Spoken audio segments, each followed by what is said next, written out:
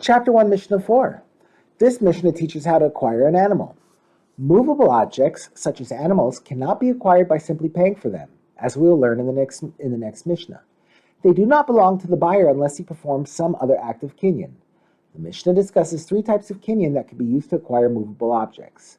Some of these methods are preferable over others.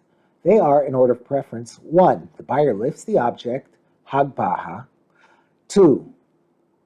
The buyer draws it near to himself, mashicha. 3. The seller hands it over to the buyer, masira.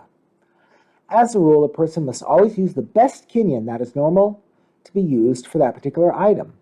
The Mishnah will explain which methods can be used for which type of animal, depending on what is normally used for that particular animal. We now turn to the words of the Mishnah.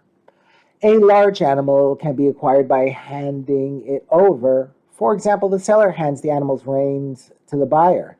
But a small animal can be acquired only by lifting. That is, the buyer lifts the animal.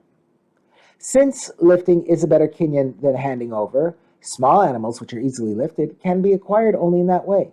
However, large animals, which are difficult to lift, can be acquired even by handing them over. These are the words of Rabbi Meir and Rabbi Eliezer. A different opinion. But the sages say a small animal can also be acquired by drawing it near to oneself. Since it is often difficult to lift even a small animal, lifting is somewhat unusual. Therefore, it can be acquired even by drawing near.